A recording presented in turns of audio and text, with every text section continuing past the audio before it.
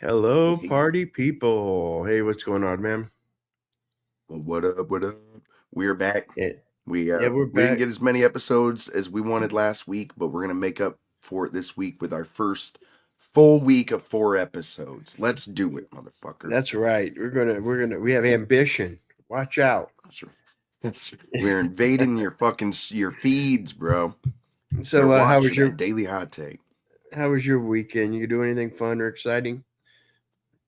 Nothing really fun or exciting. My wife was out of town, so I played a lot of Apex Legends. Are you familiar with Apex Legends at all? Mm, I'm an no, I old don't. man, so I don't like ever spend like real money on a video game. It's one of those, service games. And it like in a very Fortnite-y way, it's like a circle that closes in on you and forces all the traffic to go in on certain points. And I Oh, had interesting. mixed that with like the legend aspect of like Overwatch shit. Isn't it Overwatch with like the different like legends or whatever? hmm But yeah, Yeah, no, that was mostly I, my weekend. I video gamed a lot this weekend too. It's Ryza and Star Trek Online. So me You and my sent me buddies the got text. together. Yeah, it was Yeah, like that you guys Friday. were going to Risa. We're going to Ryza, and the Femtoons got to put on the bikinis. The custom outfit this year is the British naval uniform from Generations. At the beginning of Generations when they're promoting Yep. Worf. So that was the uniform. We all grinded a little bit and floated around on surfboards and stuff like that. Hung out, and so that was that. And I figured, could you catch any of the news stuff going on over the weekend? It was pretty eventful there. Let's start with Plattner. They end I up was releasing paying attention. Yes, okay, yeah, some platinum they news. What was they it? released the bombshell story, and it went over like a lead balloon. It just it's not enough to knock them out, and I'm very happy. I'm rooting for Plattner. That's I, right. Okay, yeah, right. Yeah, exactly. Yeah, I you want him want to that pull boy through. to. I want him to pull through. I'm just Mhm. because I believe he's good for the GOP. I think he's good. And if you look at the generic ballots, how they're evening back out now, if the last 4 or 5, if you go over to RCP and look at the generic ballot, Tallarico and Plattner is affecting the whole pool everywhere else. So I'm happy about it. I think we saved Maine, and not only do we save Maine, I bet you we pick up another state that we weren't expecting because of it. And so that was going on. But anyway, he it looks like he's going to stay. You're talking about video games. Was what was the Yep. bombshell though? Like what was it? Oh, Because I really they were didn't see. like, I know there was supposed to be a big thing, and everyone was like, "Here it is," and then I know the far left was like, It's not even not everyone was making accusations. I don't know the details at all on yeah, that it one. was it was a couple of women, 5 women, up to 12 women. I don't know it, but anyway, because I didn't even get into it as much. I don't find it that interesting. I'm not big on gossip, but anyway, it We're was not in women. Maine, We're you not, know. and I just I know a lot of normies. This stuff, this is all political inside baseball stuff. It's establishment wanting to push him out because they see him for what I think they see him as toxic, and that he is smearing everyone else up. But that's my perspective, and I'm not going to go into it. But anyway, yeah, it And that's was. fine. Do you think there's anything to they want to smear him because he's an outsider who will hold the elites to account for the ways that they've abused the people? I Populism, won't dis. populism, populism. Yeah, I won't discount that. I won't discount that, but I do think it's stronger. It's the political machinations of the machine worrying about the effects on the bro. In other words, you know how like Spanberger and them won Virginia, how they came out as moderate. Everything was moderate. All they talked about was affordability. No, there was no scandals. Even with the lieutenant, the guy who ran for AG, him when he said he wanted to kill Republicans or whatever, that got buried underneath how normal the Democrats were. We're normal, normal, normal, normal. Now, when they got in, they governed far left. They've instituted. You should see what they've done in Virginia. As a progressive, you would be very happy. I am. No, well, and here's the thing, Larry. And I try to convince. This is how I know progressive Twitter is all like an op. Is those motherfuckers think she's a plant for the GOP? That she's proof that you can never compromise on any of these candidates. And I'm like, you guys are fucking retarded. You guys are so stupid. Oh, She's like a blazing symbol of how Lockheed liberalism, you can run on that and then actually get a whole bunch of progressive fucking shit through, because that's what people yeah. actually want. Yeah, Maybe one no, night I I should love bring you. Spanberger. I love One of the Spanberger. creators, content creators I watch, it was a former House representative in Virginia. So he has all the inside baseball, and he'll tell you Nice. how progressive, how the progressives are getting everything they want. Because right now, like the power that Trump wields in the federal government, even more so in Virginia, is what she wields in Virginia, but even more so. Yep. So we might have to do that during a slow time. I'll bring up that because she's running havoc. As And far as the she, right, conservatives of Virginia are literally, concerned. yep. All it takes is one time where you dissent and you say, "Hey, I think we're taking the redistricting thing too far," and then the far left goes, "See that? I knew it. I knew it." She doesn't actually care about the all the things she passed don't actually matter anymore because of the Yeah, one thing where she says, "Hey, I think that's we that look like purity. fucking assholes redistricting like this." Like, I Well, don't and know. number two, she didn't really Far have any left, more man. cards to play anyway. Once the Supreme Court killed it, she didn't have anything left she could do. There was nothing left to do. Politics, bitch. Thank you. Yes, I know, bro. I tell me about it. She would Fuck. have pushed that thing through, but once they stepped on it, it was dead. What There's are you no gonna? higher appeal. They tried the Supreme Court, but the Supreme Court laughed at them just for submitting the thing. They were like, "Wow," because that's a And state it's thing. We can't tell you about your yeah, yeah, right. Just chuckling was the official response or yeah. It whatever. was the No, official. Yeah, yeah. it was Clarence Thomas cackling. So I mean, she did everything she possibly could do. But anyway, yeah, that might be an interesting thing to look at because the conservatives Fun are, one. as far as they're concerned, I don't know, I can't think of the most progressive person in the world, but to them, that's what she is.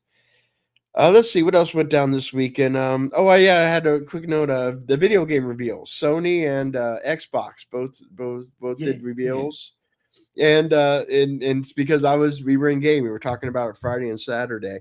The Sony released. Do you know the God of War franchise with Kratos?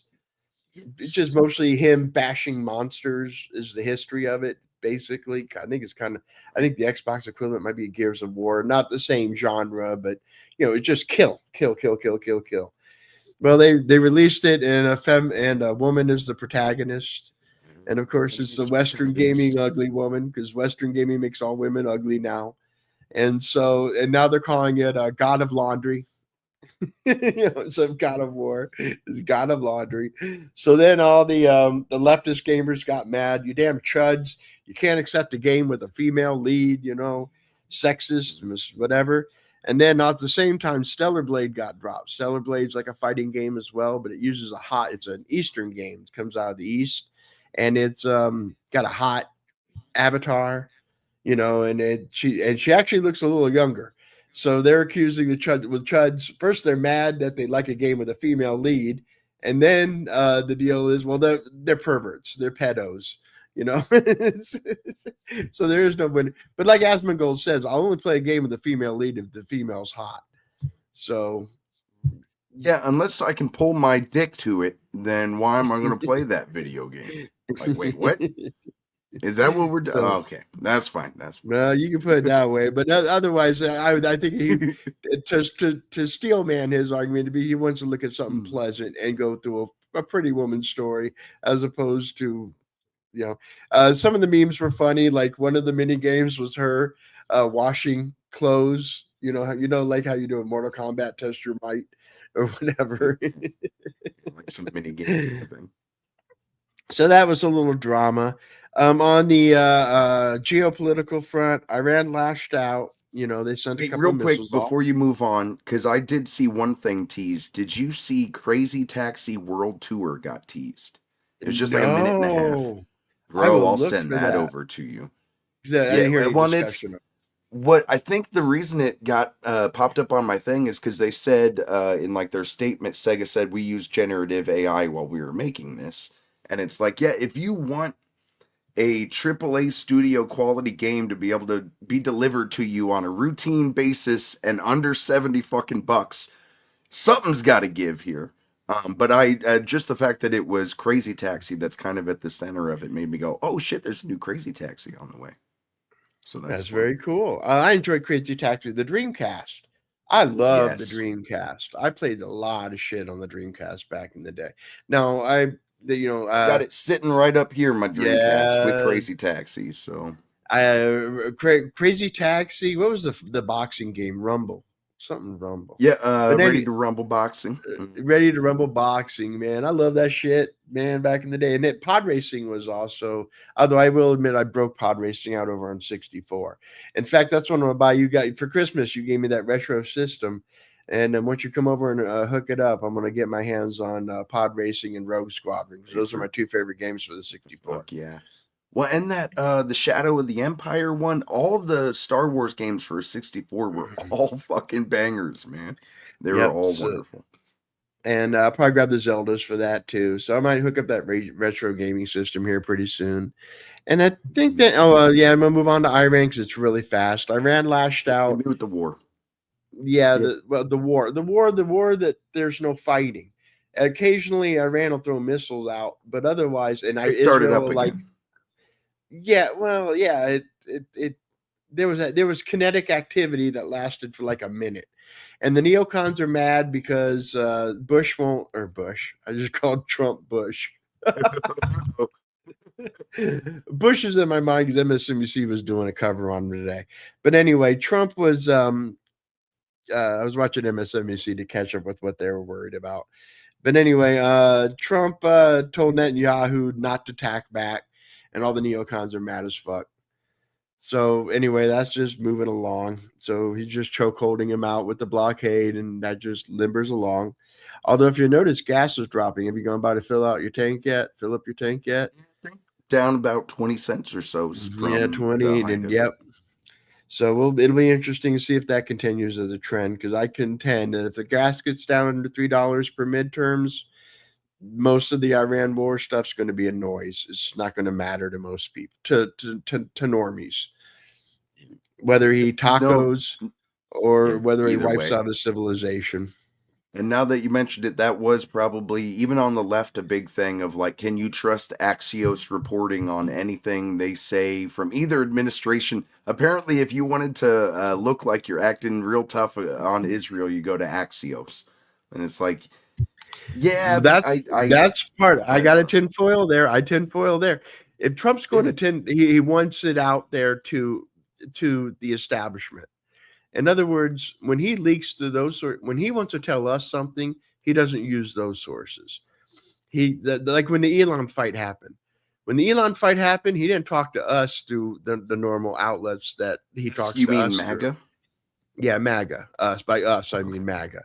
He went to CNN. He went to Financial Times. He went to so he wants it's so you're right. I think there's a bit of a cover. I think it was all kayfabe. I don't think him and Israel are on different pages or any of that. Like, really? That's all. That's all theater and noise. But you can't prove it because there's nothing solid there. There's nothing to grab. It's all anonymous sources, people familiar with. I don't know. No, So fair point. Honestly, it does very much hook back into where we kind of left off at the end of last week. So, yeah, yeah, and then the last thing I was going to say are Mormons. The Mormons were a big issue over the weekend. yes, yes. But between the Lego stuff, which I know you weren't following very close, I touched on it briefly last week. But the whole Lego store saga that's viral. I mean, I might even put it up to like Tiger King levels of viral. I mean, it is just everyone is just fascinated on the story. I don't know if it's a big thing on the left, but on the right, everyone's just Increasingly, it's popping up in more and more like feeds of mine that are usually more even like political, like Destiny's covering it. And that's a yeah, political guy, and he's covering the Lego story going on. So it's yeah. transcending. Now Nux had a video today. I haven't had an opportunity to watch it yet. That says it's all done, but you know how clickbaity his titles are, and how often they don't reflect what is actually inside. I mean, they'll barely tangentially touch with the subject matter. So I'll watch it at some point and see if the saga is over. But yeah, that's been going on big. And then also Senator Mike Lee was throwing a fit about whether Mormons are Christian because they didn't get on the list of Christian sects. So that was a big Right. thing, is if Mormons are Christian. Which So is my understanding of that really just like at a baseline they need to understand like how many priests or whatever to have for different denominate. Like it just seems like it's such a bureaucratical thing that spurned it all on, which is really funny to me too. Um, that is well, this kind yeah, of bookkeeping kind of I don't thing. even It's know. like, Yeah, oh, did they just leave them yeah, off? You know what I mean? Like it's I don't know. It's just funny. yeah. I don't even know It the feels details of beepish. exactly. Yeah, I don't even know what the details were of exactly what list they got left off of and what it represented. Even, I just know that the Mormon, and there was the big fight because I mean, let's face it, Mormons aren't like regular. I mean, there's difference between Lutherans and Methodists and Baptists and Catholics, but 80% of them meld together. I mean, 80% of the belief system is approximately the same. But with the Mormons, you got some shit in there going on that's quite strange. That's quite For strange. sure you do. But It's like calling Jehovah's Witness Christians. Yeah, kinda. Yeah, kinda. kinda. Here's, you know Uh, what? We'll start our soup somewhere else than I was thinking, actually, because I've got a clip of the Mormon dude that I listened to. But yeah, go on. If you got something else, let me pull him up and oh no, see I what was this. just it was just that was it was an interesting kind of thing, and how he wanted that it was so important that they be included. And you got to remember, Utah's kind of on the shit list anyway, because they're like a soft brand of Republicans anymore out there. You know, they they're real squishy, and they, I don't know. So they're on the political side. The Utah is all kind of squishy, and then someone called them mountain Muslims or something. I don't know, but they It was getting real ugly on some parts of Twitter about this. But yeah. this is even just a couple of minutes. Let's give this Mormon guy a chance. He actually gives us a bit of details he can fill us in on, which I did think was some good DMing me background on about it. And first, I want to talk about the political ramifications because I think these have to be of Latter-day Saints. Description below for you so you can win. Pete Hegseth and the Department of War have come out with an updated list of how they classify the chaplains they recognize, and Mormons were excluded from the Christian category. And this has created an explosion on X. And if you didn't know, I'm a member of the Church of Jesus Christ of Latter-day Saints, so I thought I'd weigh in. And I know a lot of you have been interested in this topic because you've been DMing me about it. And first, I want to talk about the political ramifications because I think these have to be divided. There's political, and then there's the societal/religious side of it. And I have very different opinions on both of these. So first off, this is the list that they put out. We're going to talk about political first. You can see here that it's an updated list. It's a lot more simple. And most of the religion recognized are Christians. And they include Christian Catholic, Christian Baptist, Christian Jehovah's Witness, Christian Quaker. So Jehovah's Witnesses did make the And at the list. very bottom is the Church of Yeah. Jesus Christ of Latter-day Saints. There is no Christian hyphen for us. And I found that very interesting. We're not included as Christians. And like I said, I want to talk about the religious implications, but I'm going to. What do you think? If you have thoughts, and I'll pull up just that list again. Yeah, man. I don't know about the Quakers being. I mean, I don't know, because like I said, this is all bias. I think the Quakers are weird. I think like for example, I recognize the theology of most mainline Protestant lines. Just on because I'm a Catholic. Then I'm not a practicing Catholic. I haven't been to a mass since high school, and boy, I need a confession or whatever. And then I got away from religion. I spent a lot of my adult years in oh, I don't know, kind of a limbo. I didn't really consider much about religion. I was never atheist. I could never say I was truly atheist. I was just an agnostic. Whatever, puttering along, Yeah. and then I started finding my more spiritual self, religious self, and I do identify as a Catholic because once you're Catholic, you're always a Catholic until you're excommunicated. Like, and I know that pisses our sister off. She hates being, if I'm like, yeah, they baptize you, you're in until you're excommunicated, you're in. She can live with it.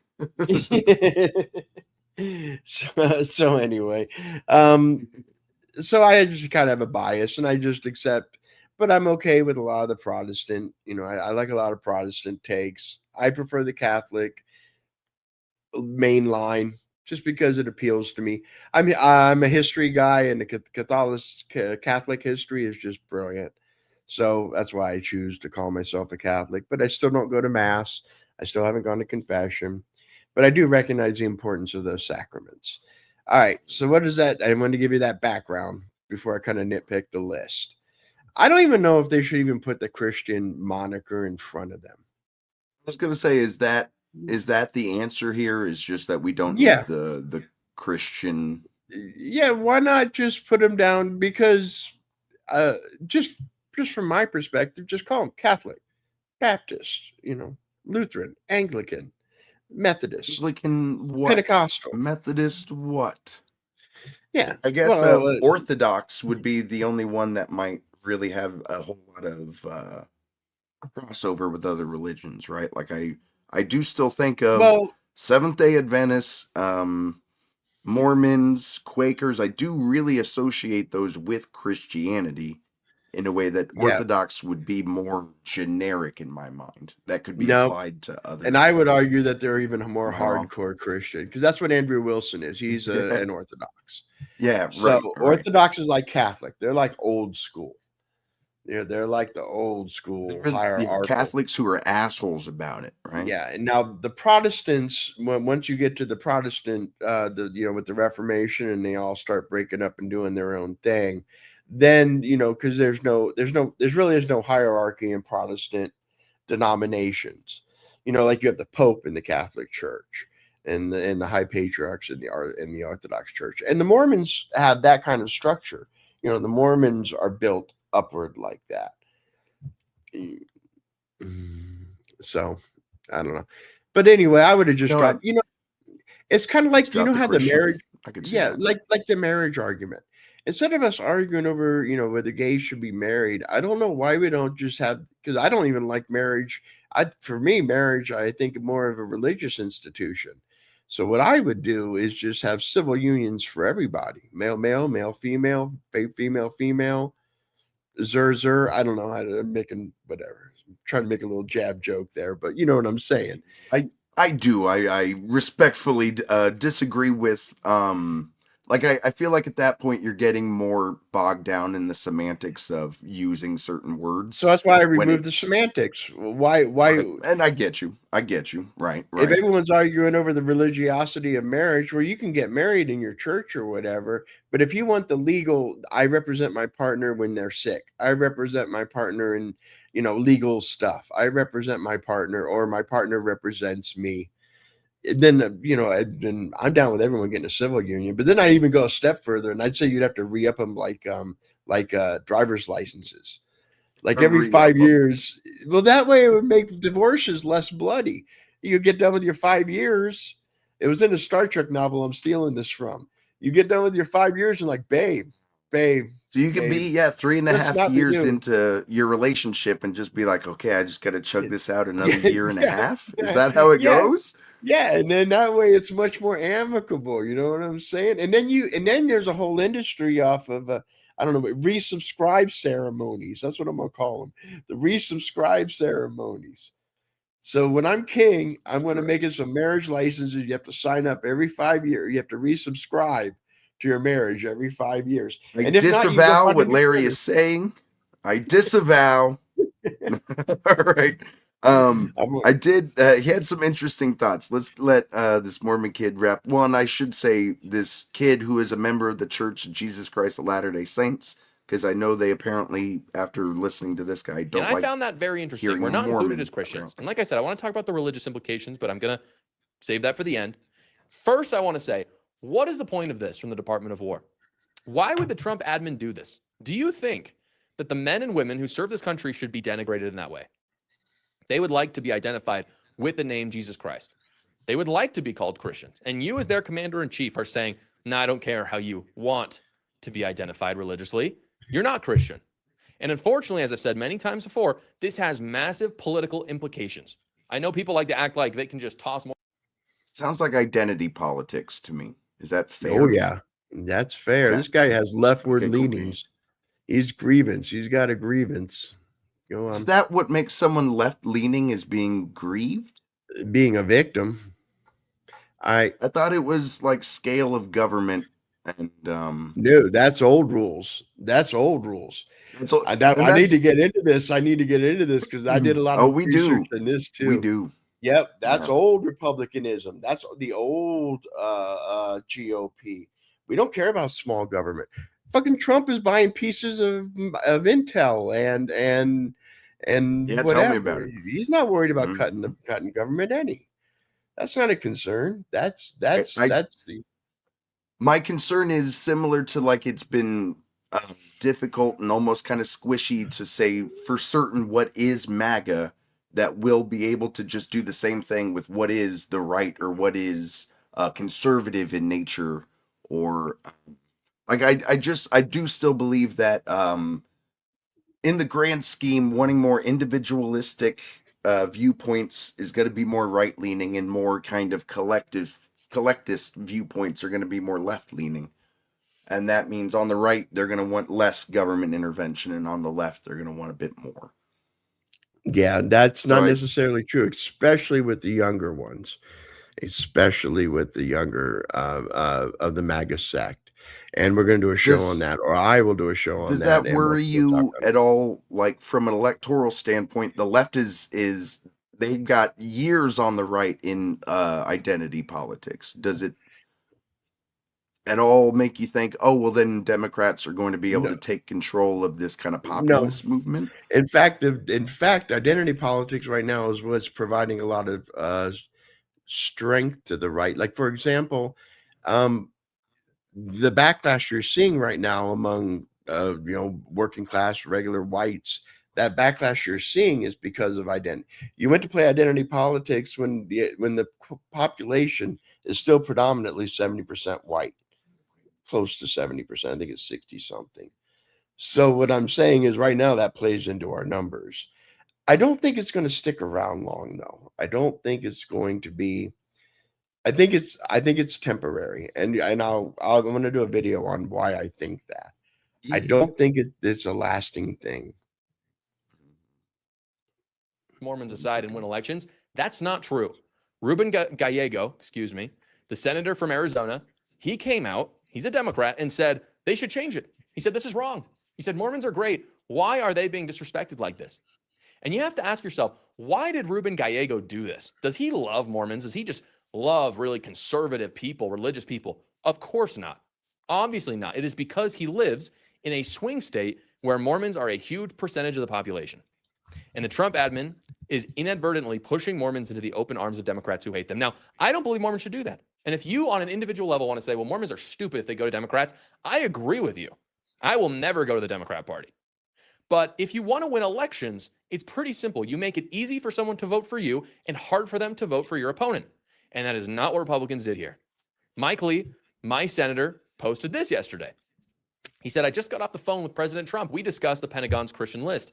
I won't speak for him, but I'm thrilled about where this is heading. We're most fortunate that President Trump loves Latter-day Saints and is our commander-in-chief. Stay tuned. So I thought this was very interesting. Michael Knowles, a Catholic, posted this. He says, it does seem that the LDS are being unfairly singled out here. If the essential criterion for Christianity is Trinitarian theology, why do the Jehovah's Witnesses, Christian Scientists, Oneness Pentecostals, and even Quakers get a pass here? Which I think kind of speaks to your they're kind of weird they're different kind of I don't know what that means, the Trinitarian theology, like the Father, Son, Holy Spirit thing. Father, Son, Holy Spirit thing, correct. Very important. So Pentecostals don't believe that, or Quakers like, for don't example, believe Mormons, I'm looking right now. Mormons do not believe in the Nicene Creed's formulation of the Trinity. Right. Well, that's a of the basic Trinity. for all of the Trinity, and that's a basic. That's something that both Catholics and Protestants share. We both still believe in the Father and the Son and the Holy Spirit. Holy Spirit. That It's interesting to Michael Knowles' point then that if that's the essential criterion, then why is it that the other ones made the Christian lists and LDS didn't? It's interesting. I don't know the It's also theologies. I don't know if the Quakers recognize the Trinity, and I don't know if the Jehovah's. I don't The know other one's their offhand. religions as well. So I can't say whether, but it's. I'm literally looking right now. I pulled it up on Grok, so I'd have to do some more. Well, and I would You can assume always. if that's Yeah, exactly, I I have would to assume check that it out. if that's what he's using as his kind of like prism to look at it, that that's what he's Unitarians and many more that don't based believe in on the something. Trinity, for example. And I kid you not, guys, Unitarians. That's me, baby. the moments before I started filming this episode, like moments, less than an hour, the Department of War came out with this statement. Last week, a proposed list of simplified faith codes were released to the media. The Pentagon list included redundant and unnecessary labeling, and the mistake has been fixed.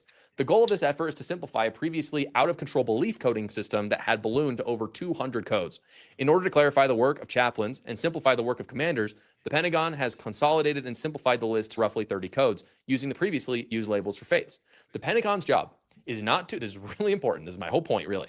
The Pentagon's job is not to adjudicate theological debates, but instead to ensure sincerely held faith is respected and encouraged in our ranks. Below is the updated religious affiliation codes, and you can see the stupid Christian hyphen is just gone. It's just a list of the most common faiths in America. And Perfect. mine is properly Right. said Church of Jesus Christ of Latter-day Saints. It does not say Mormon. That is not our name. It's fine to use it here or there. I don't get offended by it, but they used it properly, as I think they should. And this is exactly right. For the Christians listening today, most of you are Christians. Most of you are not LDS listening to this. And for those of you who don't think I'm a Christian, that's fine. It's actually totally good. But it's not the job of a government entity to get into theological debates as they say in that. It just isn't, guys. And I'm very grateful to the Trump admin for the correction. And I think it is politically smart and savvy. Now, I want to talk about the religious and societal implications because this is important as well. Jesus Christ gave us a definition for what.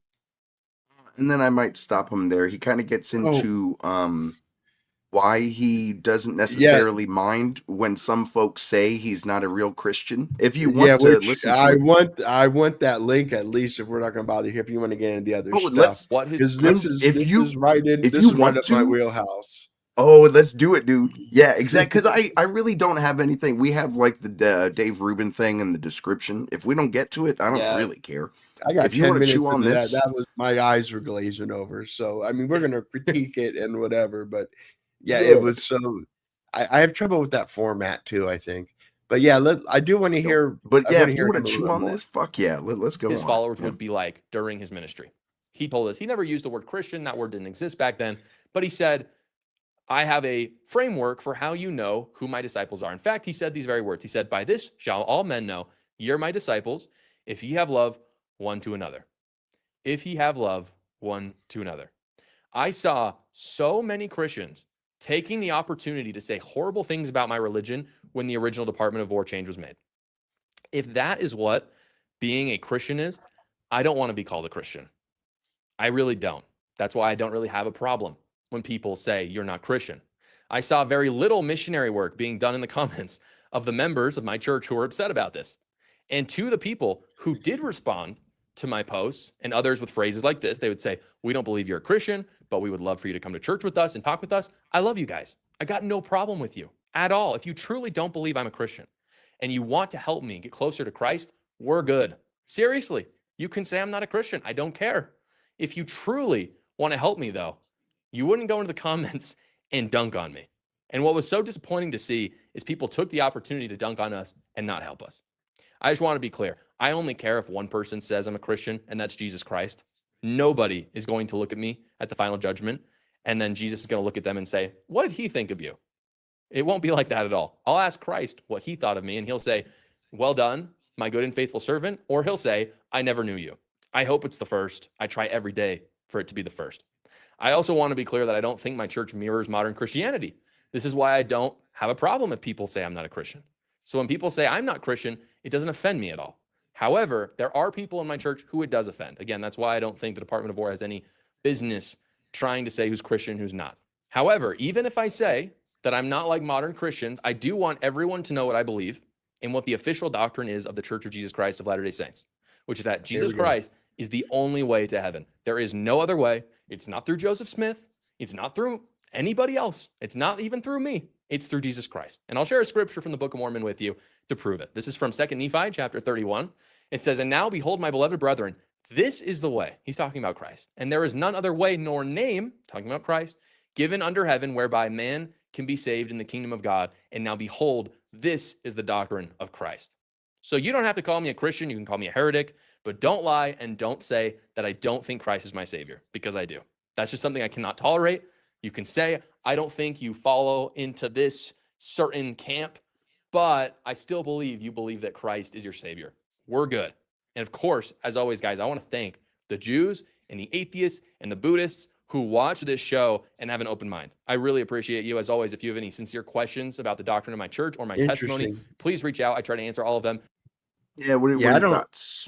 I don't have a problem with what he said, but I mean, intersect fights, theological. I mean, Catholics fight other Catholics and say you're not a real Catholic. I mean, you got to understand. Yeah, you've got to, your relationship with Christ is a personal relationship. Now, like I said, they are an outlier because like I said, they believe in almost like an Arianism. That for example, in Christianity and Catholicism, it's the Trinity, the Holy Trinity. The mystery of the Trinity is that it's all three in one. And whereas in Mormon, from what I understand, Mormonism, they are three distinct, separate entities: the Father, the Son, and the Holy Spirit. Whereas Christians more tend to believe Jesus was God and as man, God come to earth and then ascended the throne, so that he took human form and he sits on the throne in heaven as a human. He loved us so much. But anyway, these are all nitpicks. It's almost like Star Wars geeks fighting each other out over a piece of lore, or Marvel geeks fighting each other out. I don't care about the particulars so much, and I absolutely love that they just removed the Christian thing. Just really seems like the answer is just lop off this categorization and let's just call these things what they are. It's not the Christian Catholic Church, the Christian Baptist Church, the Christian Methodist Church. Right. Christian is yeah. Are they Muslims? Well, no, they're not Muslims. Are they Jews? No, they're not Jews. So I guess the closest family you would put them in would be Christians. Anyway, I thought that was interesting. Did we have Hasidic Jews on there as opposed to Orthodox Jews? It's really important to have all these distinguishing factors when we're looking at what chaplains. Is that what we're collecting this list for? I don't understand. There's no way we have a chaplain for each denomination, so I don't understand why we need. Yeah, I would have to research. I would have to research what even the database thing was. What did they use it to construct their chaplain force? I don't even know any of the background on any of that. So I really am flailing around in the dark just with what little information you provided to me. And I saw the hoopla and the fight. And that was my thing, is I saw the hoopla and I'm pretty sure I know the same tweet of the mountain Muslims or whatever, what Mormons or mountain Muslims, or I forgot the phrasing. Yeah. It was popping up in my shit too. So I was like, wait, is this coming up in your shit? So that's fun. How about Jubilee's Surrounded? That's been making the rounds over on the right, I'm guessing. Not at all. I didn't know anything about this, so you put it. Not at all. But again, Dave Rubin's not MAGA. That's why when it came up on my thing, I was rolling. It was like one MAGA versus 20 leftists or something was the title of it. I was like, Dave Rubin MAGA? If he told you he was MAGA, would you disavow? Would you say he is not? Yeah, this is like the Christian Mormon thing. But anyway, yes, I would say he's not MAGA. I would say that because he went against Trump. He was strong Ron DeSantis. He was Ron DeSantis to the very bitter end, and only came on the Trump train once Ron DeSantis was snuffed out. So yes, I would consider him not MAGA at all. Just like Ben Shapiro. He's not part of America First, right? Okay, so is he establishment? Maha. I think you want to put him in a category. You put him in Maha. Maha. And that, that does make sense, because Maha has a bit, I think of Dave Rubin as the why I left the left guy. I don't know if that was his Maha actual And that's Maha. Exactly. There's a That's huge Maha. crossover in those streams. So yeah, no, I is why is Maha And they are distinct associated from with MAGA. the right at all?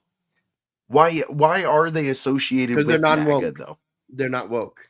They hate woke. But it's because they voted for Trump, right? Yes. And the only reason So I they're on mean our side, the only reason they're not Mhm. leftists is because they think progressives are insane with the woke. So again, if you have several factions that we can list that were part of the MAGA coalition but were never MAGA, and are also now saying here are reasons why I might be upset with different decisions that Trump is making, I would think electorally there would be some sort of Yeah, I wouldn't. concern for if people are just going to say I'm just going to vote for the other party because like we're in such a Yep. reactionary time. You know what I They mean? could easily flip back. They could easily flip Right. back. If Democrats came out and said, "Okay, we're putting that progressive woke stuff on the shelf. We're done with it," you know, kind of like what they did in the early 20s. You got to remember, progressive was a bad word for 80 years. You know, because they were all tied up with eugenics and stuff, and so no one used the word progressive until Hillary Clinton brought it into the war chest. Well, late Obama, but Hillary Clinton was the first politician to run as a progressive. Even Obama didn't run as a progressive. You know, liberal was what you called leftists. Liberal, you know, they were liberals. And until liberal became pinko, it became synonymous with pinko. That was during the Reagan era.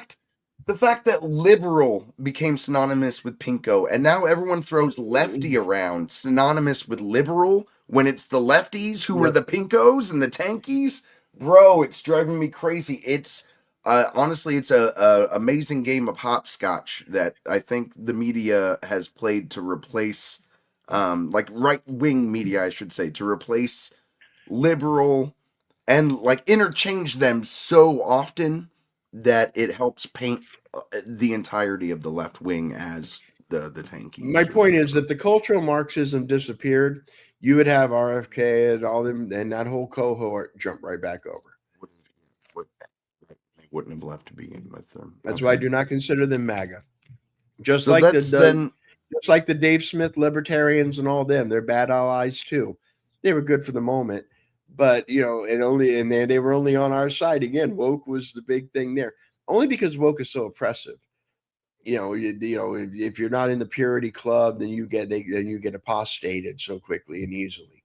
And then once you're on the outs, you want to get on a team. So they came over to our team temporarily. Which, to my argument, I think that's really what defines what people don't like about woke in the woke era is the scolding and the belittling people for not being woke. It's not that you think something that's crazy. It's that you think someone else is a piece of shit because they don't automatically believe the same The mirror way. image, I'm Gen X. I grew up when the Christian influence was in everything, entertainment. And the message back then was Christian messaging. And then when we defeated it by the 90s, that was pretty much dilated. And it was only, you know, you'd make fun of the Christian rappers or the Christian movie that would come out. You know, it was, you know, it wasn't in the mainline stuff anymore. And then so we got rid of our overbearing scolds only to be replaced by new overbearing scolds. And so you got a reaction to it. You were being scolded for not being subversive enough immediately. The hope, and I was part of that too, the hope that everything in all the momentum in the gay rights movement would just transfer to trans people. Like that's just how fighting for rights works. We were so fucking stupid. And all we could think to do was yell and demean people. Y'all were fooled. You all were fooled. There were that we were on a high horse. Y'all. Yeah. Well, we were fooling ourselves. Like I think you honestly you take our own agency and not give us the blame that we probably deserve as individuals. Even I stopped using gay and retard for a while. Even I was like, okay, fine. You know, because I remember the first time I got into the thing. I still don't use it as much as I did when I was 15. You know what I mean? I use it more. I use it more. I'm so happy I believe you. Words back. Well, you got to understand, I'm from the Richard Pryor generation. I wish we could play that. I wish we were on Rumble alone so I could play that Richard Pryor clip where he talks about using the N word. And have you seen that clip? I'm pretty sure, probably not I Richard will send Pryor. that No, I to know I've you. seen George Carlin's 7 words you can't George say on Carlin. television. No, it's George Carlin talking about. I'm sorry, I said Richard Pryor several times. It's George Carlin talking about using the N word and how context is important. And right, and how we give words power to be weaponized against. And my whole thing was that no words should have that any power. They're just words. Words aren't violence. So that's the thing, is words aren't violence. Words are words. But again, I'm the sticks and stones generation. Sticks and stones may break my bones, but words will never hurt me. I grew up, I grew up bullied. You got tough. You got a skin. I get you. But okay, so Dave Rubin then is Maha. He did represent himself. He identifies as MAGA, I guess, is he's a Trump supporter. He's a Trump supporter. He's a Trump supporter. Very much a Trump supporter. Here's one clip that was definitely that was making the rounds a lot. This is, I'm trying to remember, Parker Gets a Job or something. Because here's the thing. Did you know everyone on Jubilee, on all these surroundeds, like all the 20 people, all have like YouTube channels of 5 to 20,000 subscribers. That's how they get all these people who are willing to get into like the gauntlet. Is all these people have like little channels and shit. So maybe get a viral clip, you pick up some followers. Exactly. Sounds brilliant. Maybe my cartoon also will show up fighting. Yeah, exactly, right? Although I'm terrible. And maybe those are the kind of people though that we're small enough we'd be able to actually get for an interview, and then we'll vampirically get all of their audience from the Jubilee audience, where it's all going to work to our advantage. But let's get, this is Parker and Dave Rubin talking. The claim, if you can see it here, which one's full screen? If you still vote for Democrats in 2026, you're voting for broken cities, broken schools, broken borders. What is one main metric that Donald Trump has made better off since he got in office? So like an example would be GDP, unemployment, inflation, etc. Well, right now, first off, the big beautiful bill was just passed last year and it's kicking in now, right? It's kicking in now. Okay, so we're going to now see results of that, like even the tariffs. All right, so let's do tariffs. Are you for or against tariffs? Against the universal tariff. So what's the main metric that he made better off? What? What's the main metric that he made better off? GDP, unemployment, inflation? Do you have any idea? Listen. I don't think you do. Do you think, hold on. So you're arguing that things economically were better under Joe Biden at the end of his administration, absolutely. Yeah. So can you give me an example of how? Yeah, GDP growth was better off. Real median wage growth was better off. Inflation was better off at the end of his administration. Unemployment was better off at the end of his administration. We had the worst year of job growth in the past 4 years, just this last year under Trump's administration. The inflation, 3.8% year over year since Trump got in office. We're seeing all of those economic indicators become worse off. Can you tell me anything that he's done to make it better off? You say it's broken for Democrats. It sounds like it's broken right now under Trump. Have you looked at the stock market? It's worse off in terms of the growth in 2025 as compared to 2024. If you look at Dow Jones and S&P 500, they're both up quite a bit right now, but lower rate, all-time high. Well, things don't happen overnight. So Donald Trump, for example, things don't. That's true. That's true. There's reality. There's actual reality. Like you put policies into place and they don't just kick in the next day, right? Well, Donald Trump, a year and a half. Donald Trump said when the tariffs. He said in a year, prices would be down 50% for electricity. Are they up right now? Hold on. Donald Trump, when he brought in the whole idea of tariffs. And could you pause it on the fact check too? I was reading through the fact check. Yeah, absolutely. Okay, here's another thing, and this is another thing that, again, that's why I said earlier, it sounded like they were emotional MSNBC talking points. GDP growth. You can throw this number down. First of all, 2.2 and 2.4 are 0.2%. And number two, well, you can feel that. You can feel that 0.2% in the GDP. Mm-hmm. Yeah, and number two, the GDP. Let's talk to the guy filling his gas tank after walking out of the grocery store and ask him how much he gives a fuck about the GDP. Do you know how much the regular like shit libs were trying to tell the Biden administration, stop telling people that the stats, if you look at this stat or this stat or this stat, it's better. because they ain't Yeah. feeling that shit. It doesn't. Yeah. Okay. The GDP So- doesn't mean shit. Yeah. It means shit on a big macro scale with people who push big money around and make big decisions. But I'm just Yes. talking from your average guy. Is he going to go, you know what, the GDP is 0.2% lower or higher or lower than it was under Biden in whatever? Well, the 2025? unemployment is also We're going to go through these. I want to go 0.2% through these. lower. Yeah. Yeah, okay, yeah. As cool, I was cool, saying, I cool. want to go through these. So next is inflation. Now, this is a real thing. Inflation is something you do feel on the level, on the personal level. And when you look around, and I am a Trumper, and I will admit, you do not see prices. They're not rising, but they're not falling either. They are, and exactly like you said, 3.8 and 3. I don't know how much 0.8. But I mean, you know, beef is still high. Gas is high, of course, because of what's currently going on in Iran. Now, beef is high because of other issues such as the screw worm and stuff like that. A lot of cows were I'm killed. seeing about screwworm. Yeah, over the last 2 years, the Biden administration, and that was because it was like a bird flu for cows. I don't know as much about it. I'm not an expert, but there's that. And also the Trump administration has said there's profiteering going along. You know, the only 4 companies own all the beef or own all the whatever. And they were going to go after him. This was a couple of months ago. They put out some statement that they were going to go after him. So let's there. Unemployment, like you said. Now, I will say unemployment is a lot less government jobs and more real jobs. Trump's number might be lower or higher, rather, more unemployment, but the more real jobs that are being taken are much less government jobs. It's not the government handing out money to hire people and, you know, dig a hole and fill a hole. It's real private companies hiring people and less illegals, because illegals are, you know, we have the first time we have net migration. We have more people leaving than coming in.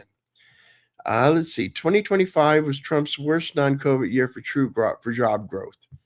Perhaps the ultimate verdict on that. And then lastly, the S&P 500 returned 16.9% in 2025, which was a decline from 23% to 24%. Again, all I know is right now Wall Street's having a field day because everything's at highs. They've hit like 20 new highs this year. What percentage of growth? And then you're 0.1%. You know, when you're talking 0.1% of $1 million, I don't know. Does that mean much to you? So yes, factually, if statistic wise, maybe the numbers do look a little bit better. I will even concede and stipulate that. But you aren't seeing That's the problem. Yeah, this is the problem with just the debate bro format, is that, again, these stats don't feel relative to anything that normal people just experience in their everyday life. You know what I mean? I can't relate GDP to anything in my day-to-day. And your only answer to the question, are things better off now than they were, is we won't know until November. Because that's when the verdict will come in. That's when the verdict people will make come their in. decision. Yep. And I don't even 1,000%. trust All the polls and everything, they'll just be snapshots in time rather than predictions of the future. That's not how polls work. Even though I know some people on the left really do like to present that. So that's why I said it was very much like emotional talk. It was the same thing that Nicole Wallace would say at 3 p.m. on MSNBC. It's just more emotionally delivered. That's why I couldn't get very far. I tried to watch the whole debate, and I did not get very far there. Is this his take on the debate? This is, if you want to just get into, because I think there might be a couple. Well, I don't even know if they do play any of the clips. But yeah, it's just him kind of giving some takes on it. You interested in covering this? Yeah, go for it. Yeah, I think it's let's dive in. I thought we would start. I haven't really talked about it much, but I thought I would do it with you guys because that's kind of the purpose of why I wanted to do the show in the first place. I did this ridiculous Jubilee thing, this surrounded thing that Jillian has done, and really, it's a weird kind of blood sport that's like not even like many of other people have done. And basically, they take one, someone like us. Charlie Kirk was good at it. Charlie Kirk was actually pretty good at it.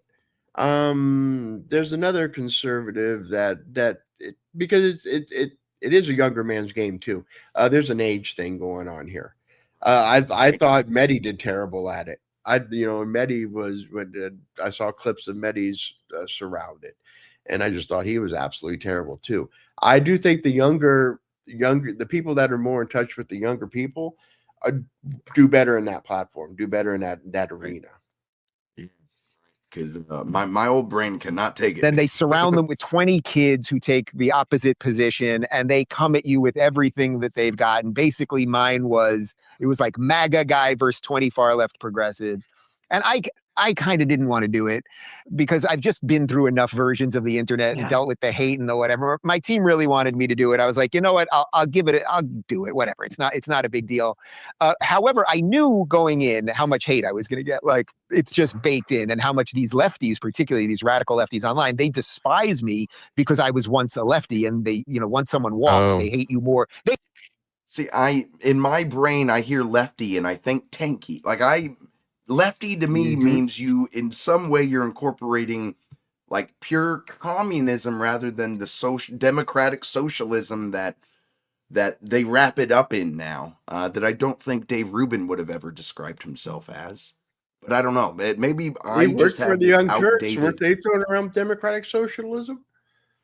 Right. And I don't know enough about his exactly. I don't know enough about his coverage at the time to know like how aligned he was on all those things. But he could have been. He could have been more of a lefty than I'm giving him credit. They hate you more than if you're just take it all back. We'll have to research. Ben Shapiro conservative. They know how to deal with you. The entire thing, it was 3 hours. It was gross. Like, I could feel the daggers coming at me. The ones that mostly they had horrible scowls on their faces, but the ones that smiled at me actually seemed like the most dangerous because they were like Joker smiles. And not kidding at all, guys. Dave, that was a part that drove me crazy. If I were sitting in that seat where you were, and all that contempt and the weird Joker smiles, it was so distracting and so unpleasant. You can't have discourse. I don't know how you pulled it off. I'm sorry. This is some cuck ass bullshit. If you ask me, the guy hit him with a bunch of like stats that aren't felt in real life, and they're like, this is he had a Joker laugh. I felt like I was in danger. Like, what is this take right now? What is this? It is the smug and superiority complex. So that you had when a leftist does feel smug. Like, for example, we on the right, we embrace our common. Take comedy. When you look at a Jon Stewart or Kimmel, or who's the guy on HBO, the British guy on HBO, or even if you look at Bill Maher, very superior. I mean, if you were talking to, they exude I'm better than you. And then you look at a right wing comment like talking heads exude that. Yeah, like that. And then when you look at the right wing, like Shane Gillis or Heathcliff, they're you're sitting next to them at the bar stool, and they're making their funny observations, and you're welcome. They don't put themselves up on top. And I like, for example, the smugness. Like when I watch I've been watching a lot of Pod Bros, and the smug factor is just, I can't think of anyone else who thinks they're more of themselves than they do. I can't think of any other talking heads on the internet that are more crazy full of themselves than they are. Well, and that's before I even list names, I would have to think, is that a MAGA person, or are they MAGA? Are they America First now? Yeah. Well, even call them on the right. Anyone on the right. Go ahead and throw out anyone on the right. On the right. You don't think Dave Smith is smug as fuck? You don't think the way, like, he literally incorporates? Oh, no, I will. Yes. I'll give you Dave Smith. But again, he's libertarian, which, as far as I'm concerned, that is a Democrat. Again, now you're going to start to separate. It's a left and right thing. I feel like there's plenty of crossover. Yeah, it happens on both left and right. Has he supported the right on anything in the last, since Trump has been elected? To me, it's a question of, do we have people who let this power go to their head and they get smug as fuck? Here's what I'm going to call it, is the circle of the wagons effect.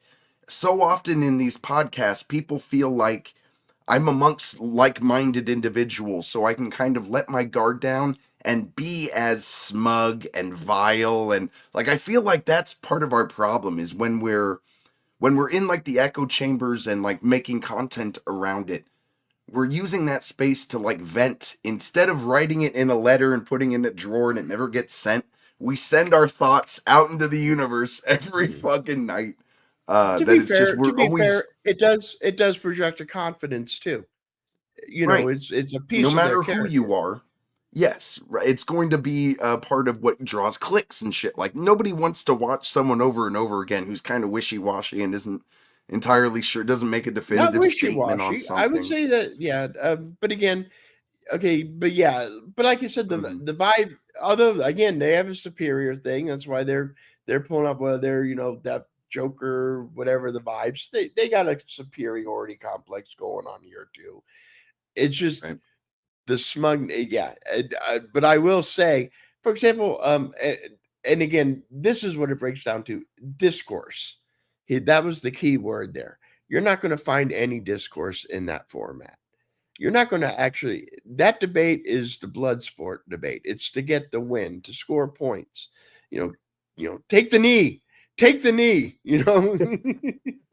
We're Right. about winning the match. If that's what you And got to do to drop that motherfucker, yeah, exactly. Right. Dave Rubin, I don't think I've ever seen him in a kind of, even back in the Gamergate days, back in that early, what they call alt-right, even back in the alt-right IDW days, he wasn't Milo. Milo would do the debating with the lefty, you know what I'm saying, what Charlie Kirk did. Dave Rubin never did that. Dave Rubin did the longs, old people, long form, let's have a conversation. Yeah, he just never struck me as a debate guy. Yeah, I've never seen him do it. I don't know if he can or can't or whatever, but I have never seen him do it. I don't even know. He should have like on a Piers Morgan panel.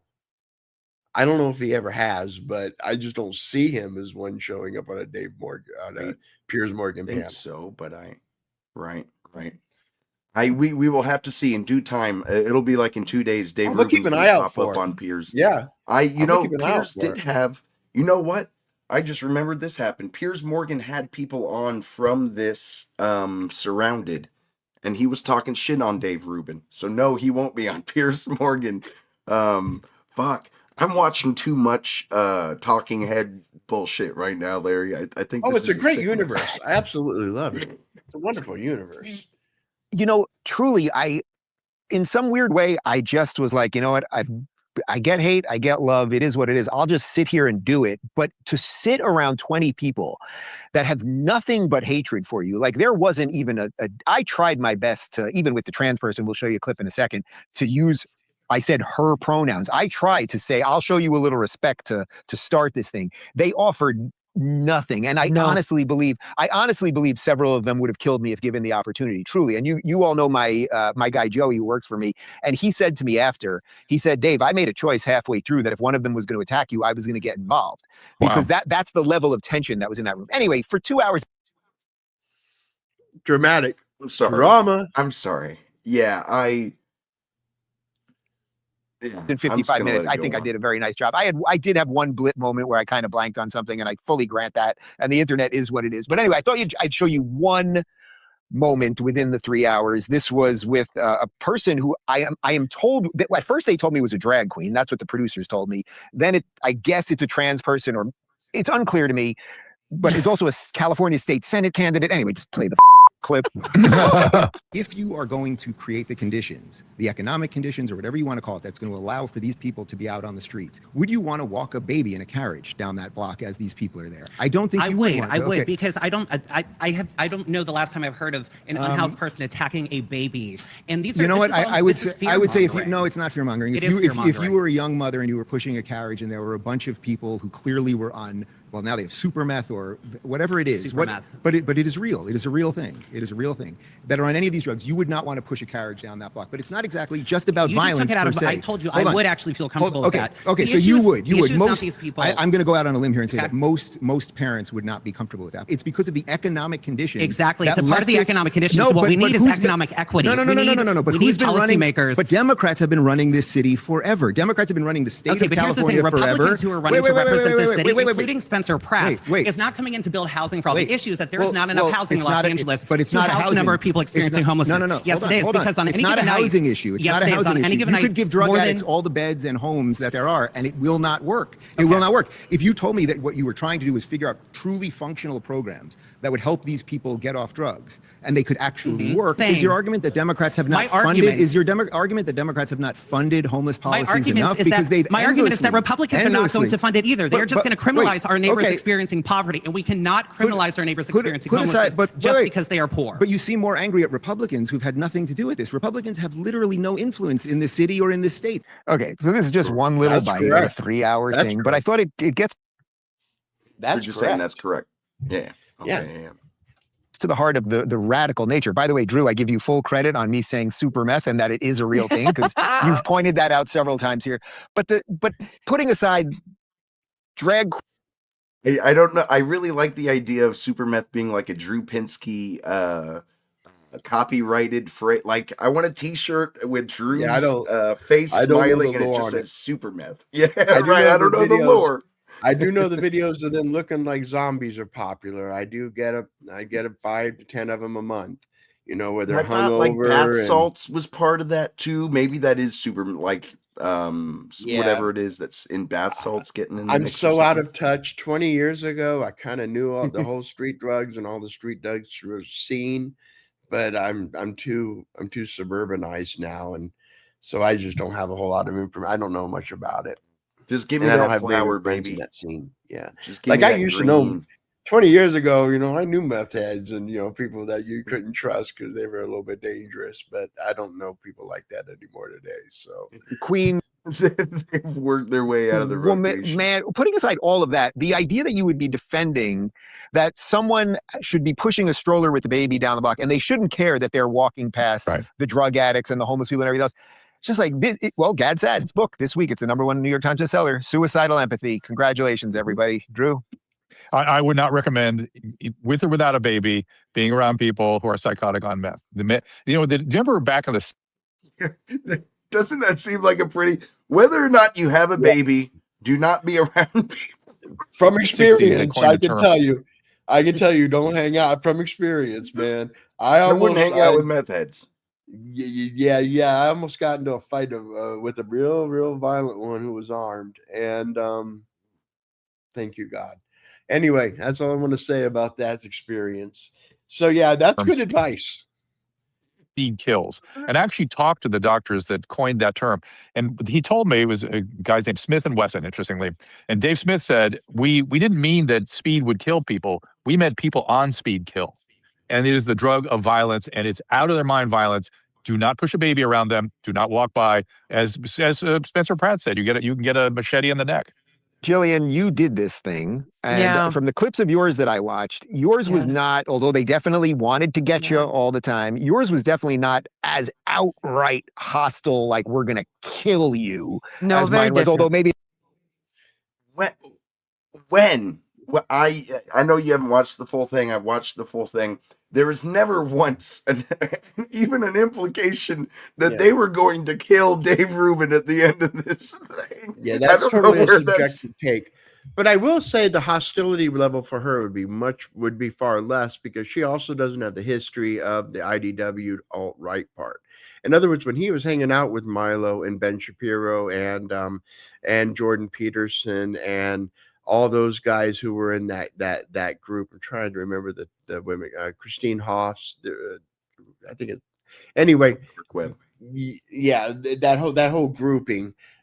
She doesn't have that history. She's literally like an RFK time frame convert. So she came over very recently, and she's much softer too. Like her and Doug Wilson's interview were brilliant, where she was like, "But I'm gay. How do I fit into your worldview?" You know, his Christian nationalism. And so she's a bit softer too. In other words, she feels the progressives. She thinks they're misguided, but she feels their pain. You know, she understands them better. I would not take it away from anyone to feel quite a bit of hostility and tension but to quite literally frame it as like man, these people were going to kill me. My bodyguard had to say I was ready to cover you if they jumped over the table Yeah. or some shit. I don't. Drama. That's Drama. funny. Yeah, you That's ain't gonna drama, see me. right? I ain't gonna white knight for Dave Rubin here. That ain't For gonna Dave. happen. You ain't seeing that. I'm just saying, yeah. But a podcaster hyping the experience he was in. This never happens. I'm shocked.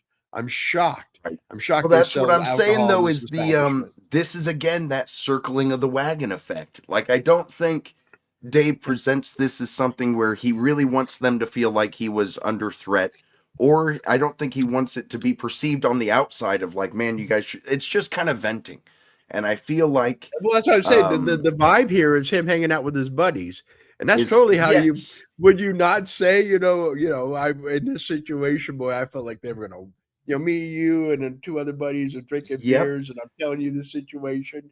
That's the vibe. That's the vibe. And that if comes you from and the a couple show. buddies were hanging out and talking about how fucking crazy it is that Democrats want to lop off kids' dicks and shit like that, and they're fucking so stupid, and you were kind of like smug about it. If you were like, I don't know, being a real smartass about it, it would make sense to me because I feel like it's that circling of the wagon. When you feel like you can let down any pretenses of not like stepping on people's toes or David, whatever, this is Ruben's podcast. He's in his house. and this is his exactly. Me, that's right, my own right. personal feelings. It's different when you're sitting in that chair. No, very different. But it wasn't political necessarily, and they weren't a group comprised of radical leftists. I did have a run-in with a radical leftist recently, which I mentioned to you, Dave, and I experienced something very similar. I had a conversation with Sam Cedar, and literally they launched a bot campaign on my YouTube, flagged all of my videos for demonetization. I have something called LifeLock to protect my credit. I have never in my life seen it warn you of death threats on social media. I had, as of last week, it stopped now, finally, like 95 death threats on social media. They sent bots. I had Social media is a cancer. And if I didn't want you all to follow me on Twitter, I would advise you all to uninstall that shit because it's a. By the way, you got to put that link if you want them to on the channel, the links for the YouTube channel. Wait. Oh yes, yeah. No. So that everyone can be following me on that all the hellholes. Yeah. Absolutely. have like on the one video that we did together, there are 9,000 comments and 100,000 views. So Red Seat had to deal with the back end of my channel because they thought I was like buying engagement. It was a nightmare. And what's funny is that before we engaged in that conversation, I didn't even remember interacting with Sam Cedar. I didn't even know who he was, only to find out that there were numerous videos of himself and, the Hassan Pikers. Hassan Piker calls this guy Uncle Sam, and this group called Vanguard, and they'd already sent me. Vanguard started popping up in my. Do you know Vanguard? I don't know. I don't know Sam Cedar. I don't know Vanguard. I don't know his history with Hassan. This is all lore I have no information on. Sam Cedar, we just ranked for the first time last week. Yeah, and I believe I said I don't know who he is. Exactly, so right. Yep. He was part of I think it's Air America is like the radio station, the real like kind of liberal or lefty. Al Franken's venture back to combat the Rush Limbaugh talk radio era, and it 1,000%. Yeah, that is the roots of the Majority Report that Sam Cedar currently hosts. Like all of these deaths. Oh, and Vanguard is if it's the same channel I'm thinking of, it's like two kids in I think their 20s who have like 60,000 some subscribers, maybe even more. Maybe I'm underestimating them. But I wanted to bring them up last week or the week before because they have good insight of like there are even factions within the far left, right? Of people who are really on certain propaganda tips and other people who aren't. We really need to do a faction report because I got good sources on factions and like if we do the tier list, we could kind of draw up a faction board. Bro, I was thinking what we need to start doing is getting like in the corners of our headshots, we can have faction like logos. And then I thought all of that is kind of leading. At least colors. Yep. And all of that started to lead to like, and then eventually we can make trading cards with certain stats or what it made up lore of all these TCG. motherfuckers. It's like, fuck. The Yes. I was like, podcasting code, that's TCG. That's the merch we'll right. sell. That's coming, folks. You'll be able to buy the TCG. That's right. That's our merch in our merch store. Eventually, you'll be battling these talking heads and politicians, making your deck of 60 cards. That's right. Threats to this But yeah, Vanguard, they'll be coming up in our feed probably sometime this week or next week. email I'd set up for the podcast. It is exactly, Dave.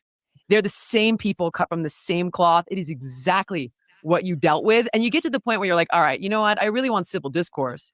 But there is a faction of the left that is truly mentally unwell. And then quick sidebar, back to the original topic at hand. I actually just covered another part of your conversation with that trans individual where they're so egregiously misinformed that they try to equate treating precocious puberty as the same thing as gender affirming care. And they're actually the exact opposite. Doc, it is, oh my. What's precocious puberty? I'm not familiar with the term. Maybe, but neither one of us are parents, so. Well, number two, I'm just not familiar. Exactly. But Maha, again, their health is their focus. They're big on that, yeah. And with neither one of us raising kids, God, we're not gonna have I don't want to say destroy her, but I destroy the argument. It is absolutely unhinged how misinformed this individual was. And so I feel for you, babe. No, there's nothing. I appreciate that. Like it kind of came and went, and you know, one of the interesting things about the internet now is nothing's sticky anymore. So for 2 hours, my Twitter was lighting up, and people were saying horrible things to me, and I basically was like, I'm going out to lunch, and then and then it's over. Like it's just over. Yeah. It's just boring. Yeah. But Sage, you know, I saw you a couple days ago, and when we were at dinner, we were talking about it. You were saying that you could never do it because the way you're wired, like it would hurt you in such a way. And I kept thinking, you know, I think in some sense I'm somewhat sensitive or something, but I really was just looking. I kid you not, that when that thing ended, the first thing I wanted to do was just go to the bathroom so I could wash my face. Like several of them smelled. Their breath was bad. Their hands were slimy. I think a couple of them were hopped up on Adderall. Like it was just gross more than anything else. But I do think you are more sensitive, and I would never recommend you sit in that gate of hell. I think we're all sensitive. Little smug. These hellions who smell like shit. But what it is for me that like I know. No, I was about to say it's the circling of the wagon effect. Yeah, you know, I don't feel like that. It's Peter Strzok telling Lisa Page in the chat messages that he was at Walmart and smelled a MAGA person, and they were terrible, and we all have no teeth, and you're whatever. And and I hate him. Yeah, hate him. And so I'm gonna. It's okay to stereotype someone based on their ideology. Then you can say the meanest shit about them that you ever wanted to. It's like I just need an excuse to dehumanize the other side. Can you please just give me the okay to say those people are less than me? But it's like there's something in us that does we get affirmation, and exactly, because we get confirmation from the people who see the same things that we do, and that's where our affirmation does come from. I'm not crazy because these other people can see it too. I don't know why I'm immune to this. In fact, it kind of turns me off. But I mean, this is it's a very weird thing for me because I don't want to hear. I don't want this. You're attacking. I want to attack the message. Like you said, the discourse is the most important thing to me. The back and forth, the ideas. And again, I'm a weirdo. I'm almost autistic in that way. But yeah, attack. The second you attack someone on a personal level, you know, okay, whatever. I'm gonna roll my eyes because it's a small-minded argument. It's a small-minded place to go. Somewhere you go if you intend to even get back onto a logical place later. Like it's at that point, that person just needs to go to bed and reset. You know, you're not going to have a logical conversation with someone at that point. They're in their zone. No, I didn't have as many timestamps on these, so I'm just going to flip it from there. It was interesting kind of check in with some Maha folks. How about though Andrew Wilson and Richard Spencer? Did you see anything about their kerfuffle? No, this is all new, and I was about to look at the debate right when you sent over what we were going to talk about tonight. I haven't had a chance to look at it.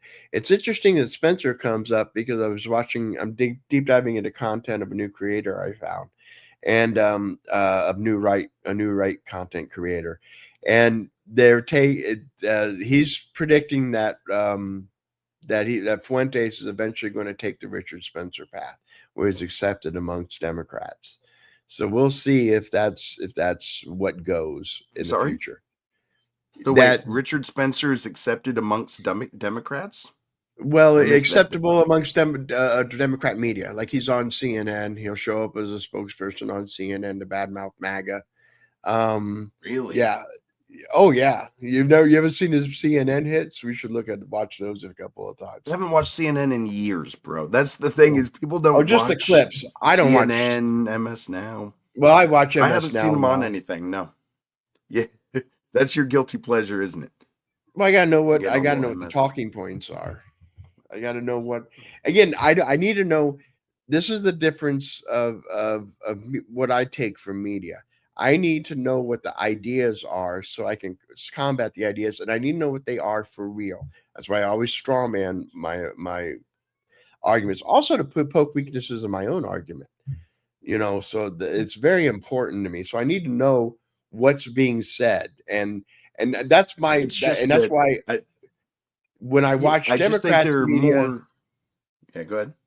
No, I was gonna say when I watch Democrat media, Democrats like to be lied to by their. I believe Democrats like to be lied to by their media. Like we're going into midterms, and the last couple times I heard the Pod Bros talking about midterms, they're chirpy and happy. When you look at the data, the actual data, I'm more confident. I actually think the GOP is going to hold the House now, maybe by as many as 5 seats. If you look at the data, have you looked at Cook's Report's latest toss-ups? There's only like 18 toss-up seats. I think we've done this before. Since redistricting, I'm just not looking at any. There's nothing I can do to control it. So no, I'm not.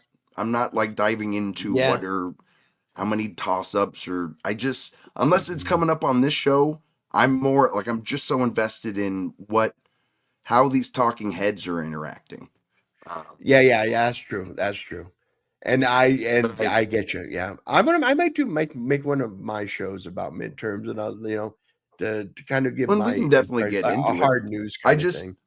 I have no thoughts on like the Pod Bros confidence level on it because I just haven't. Bring the clips to me and we can talk about it. Yeah, there you go. I'll do that. I don't even know if they dropped a show today, but I didn't see anything. Let's see. What I think is really interesting is the way this was apparently all set up. And this is over on the left is PF Young is the guy. He's pretty sure he's a former groiper, and he just doesn't really. That's the vibe I got from the one video I watched at one time that we watched together. And there's what I really, really like about what he brings to the table is like the idea of like the meme adoption curve being similar to the tech adoption curve. Have I made you watch that one yet? I'll send you the link for it if not. And the idea of like meme feudal lords that have like their minions who help disperse certain messages. Like I do think he has a good viewpoint of the kind of like factions and fiefdoms, which I think is a big part of what we break down. So he's the one who's covering this debate for us, and I want at least the first 5 Andrew Wilson and Richard Spencer have some serious beef that emerged recently, and the reason this is mimetically significant is because it's not just personal beef, it is actually a clash of essentially 2 feudal lords, and the nature of their beef represents a real ideological conflict between the factions that they represent. Now, also, I know Andrew Wilson personally. I've met his family. I've been to his house. Richard Spencer follows me on Twitter. I don't think he's that aware of my content. Anyway, let's watch this. I think I can handle all of these, and I'll try to keep it at 5. But if I go into 10, maybe you'll give me that time, and I'll certainly give that time to Andrew if he needs that long to respond as well. I think it's best just. I think we have the structure down. It's like 5-5, and then what is it? Yeah, but three 4-minute rebuttals. I think these 2 things. Sure. So let's just have a discussion. I mean, we're not playing tennis here, so I'd like to keep it to the format. Otherwise, he came in with this line of like, We're not playing tennis here. When he literally came to this already agreeing to, we both have 5 minutes, and then That's what the we'll go into audience, thing. and that's what that audience is expecting as well. And literally what Homeboy in the Middle, the host, has set up as the expectations. And that's not the only one he's set up. We'll I'm get the reason into why it. this debate is Doesn't happening, take long. so I'm going to Then you speak can, for then around you can 10 fuck minutes. off. I don't care. Fuck off. Are you in charge, Andrew? Yeah. Are you in charge, buddy? I am. No, you're Richard, not. Josiah's in charge. Richard, He is we the did- headliner. we We did agreed. talk- He is the headliner. People are watching this Which one, debate because of Andrew Andrew Wilson? Yeah, Richard Yeah. Spencer does not have any kind of fan base that I know of. Andrew Wilson is the draw. He's Mike Tyson, and the other guy is the schlub of the week that's going to get knocked out in the first round. He used to So I'm have just something saying. a decade ago or whatever. Yeah, Wilson's exactly. the card. Yeah, Wilson is going to get a spot on our talking head list, and Richard Spencer sure as fuck. To a platform, and if you don't want to do it, then don't do it. No, I'm going to speak for 10 minutes. I'm Go going speak to somewhere give else for the 10 minutes then. excellent. Listen, Andrew, fuck you, man. You are the when I imagine like losers being attracted to the manosphere, it's you, buddy. I know. You got me, Richard. Yeah, I did get you. All right. You got me. Thanks for agreeing with me, Josiah. I'm going to speak for 5 to 10 minutes. I'm going to say some interesting things. I disagree. I'm going to allow Andrew. Can we stick to the format? We're not playing fucking tennis here. I'm going to. No, we're having a structured Comes back to the same line. debate. Yeah, and we're having a structured debate, and we agreed to a format, and I'd like to stick to it. We agreed to. Oh, I'm not going to back down on this. And then go I'm away. going to speak for. Why don't you go away, you little fucking. Oh no, Richard. Let's keep it 5 minutes. No slurs, nothing. You can seriously sabotage both of our lives I'm sorry. by doing this. I'm going to speak for a reasonable amount of time. Oh no. I will allow Andrew to respond, and I'm not going to be timing him or something like this. Okay? That's what's going to happen. Do you agree with that, Josiah? No, I do not agree with this. We have the 5 minutes. I think that structure makes sense. Hey, It's best. I actually can't anyway. He already broke the TOS. I already got to reboot the stream. So, Yeah. like that's the end of that. Appreciate the time, guys. Damn it. Yeah, he's running away. Okay, so first off, Richard Spencer is correct that the debate bro format, formal debate format, is like playing tennis. It's a rhetorical trick, in my opinion. When you're actually trying to discuss complicated issues, you are naturally going to involve paradoxes, contradictions, nuance. And when you have a strict debate format, you actually limit that. Jay Dyer's a great example of this, and many other online autists like Liquid Zulu or T-Jump do this same thing. Hyper, stick to the frame, and logical consistency is the only measure of truth, and then they can avoid having that. Technical consistency is pretty damn important. That's that format. That's literally what that show Literally. is. If you want a Yes. nuanced conversation, then you pick a different format. This is like And stepping that- into the cage at USC and going, now let's go ahead and have a verbal debate. Yo, why'd you put That's these not gloves your- on me? Yeah. It's not the format right. for that.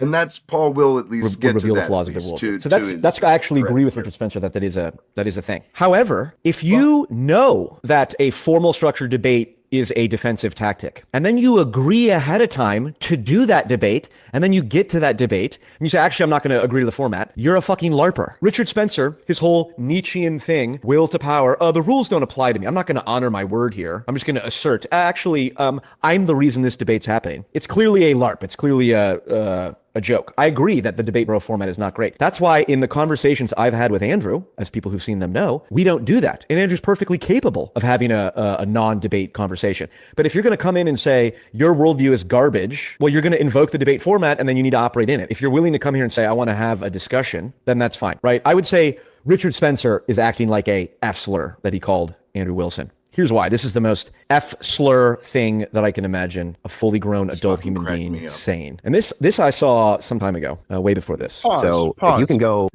Yeah. I just want to bring up the F slur. Andrew Wilson wasn't running away. That is literally you'll get a copyright strike. That's financial Monetization. damage. Yeah, that's the monies. Yeah, that isn't him running away because he's scared of you. That's him running away because you're damaging his product. You are messing with his income. You aren't worth it, especially Richard Spencer. When's the last time you heard or seen Richard Spencer? Apparently, you haven't seen the CNN clips. So when is the last time that you've seen or heard of Richard Spencer? The Unite the Right rally back in 2018, years, 19, whatever yeah, it like was, 17. I think I heard about him at some point during the Biden years, but I don't remember what for. It was something about how sad he's gotten. Yeah, that's what I'm saying. So, And acting like he's the draw is rich, real rich. All right, but yeah, the F slur is a big deal. That was when Yellow Flash went over to Rumble, that was the first word they said over and over and over again, because you can say it on Rumble with no repercussions. But I mean, it'll break your channel if you say it on YouTube. but it's interesting in this kind of digital age how Spencer can try to use that as like a gotcha thing. Like this is the way we communicate in the digital age. It's worth analyzing. Yeah, if this is how someone makes their fucking livelihood, and you're gonna say this is what we're doing, we're debating it at this date and time, and you come on stream, that and then format, you fuck up that dude's ability to fucking do that. And that format literally is stepping into the cage. It's the YouTube equivalent of stepping into the cage. It is blood sport. Free to that. Yeah, and like he was saying, if Andrew Wilson was coming at it like he did with the Trig guys that's on screen, they had a conversation. There was back and forth, debate-like moments, but it was conversation and exploring nuance. But go ahead and continue. So this is, again, Paul is covering Richard Spencer, covering Andrew Wilson on trigonometry. And you can be drafted, you can be sent off to war, right? And women can't, but they can vote to send you off to war. How is that not something which fundamentally needs? Yeah, okay, I'm going to just get totally nasty.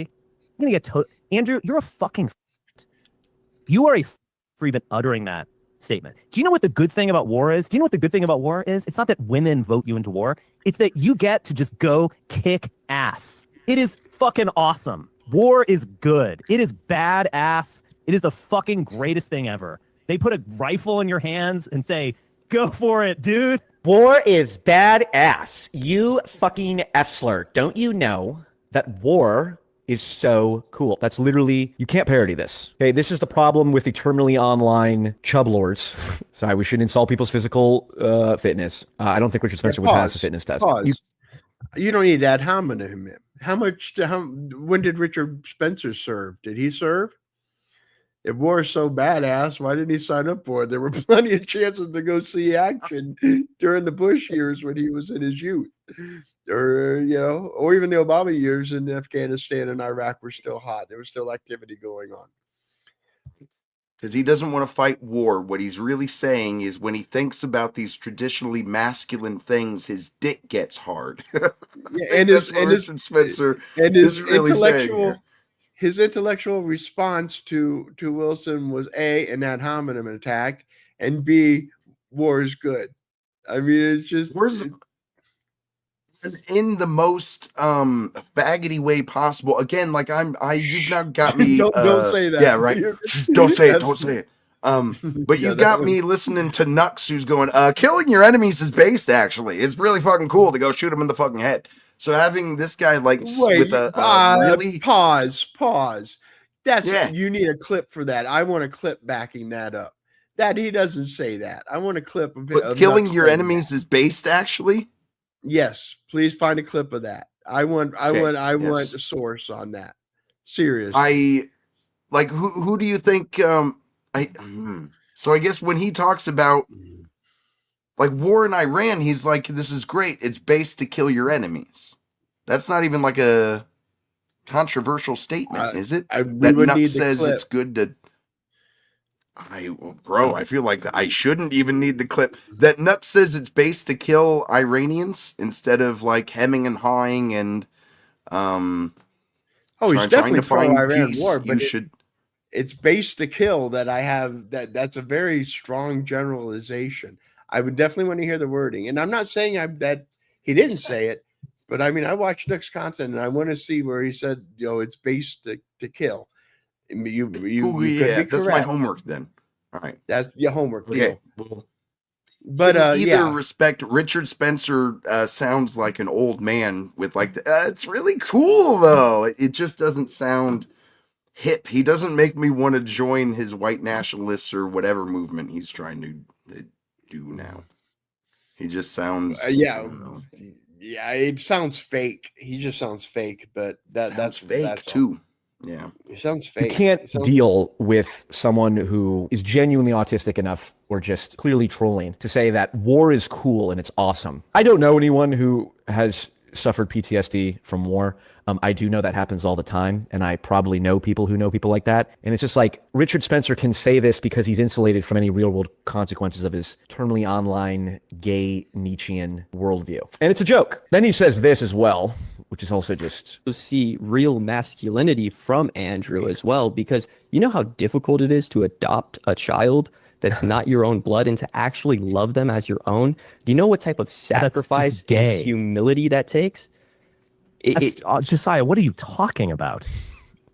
You think that's why would anyone want to do that? Again, so I think Richard Spencer has his role to play, but he's clearly a jester. I mean, and so am I, and so is Andrew Wilson to some degree. But this is not a serious person. It's so funny, the Nietzschean point of view, what man would raise another man's child? It's like, well, you'll build an empire, right? And do all these great things for the good of who? Other people you're not even related to. But if you actually do the difficult work of taking on the responsibility to raise another child as your own. Again, I don't the joke is that I'm pretending to address these points as if they're not a LARP, right? Richard Spencer is clearly LARPing. Now, to be fair, I think Andrew Wilson should, I think everyone should drop the autistic formal debate bro attitude or format, because I think it does actually eliminate nuance. But if Richard Spencer agrees to it, they should drop that, even though it's a popular format among, because even there are times when I don't enjoy watching. I'm just not in the mood for it. But that's so much saying, man, they should just stop doing that because I don't like it.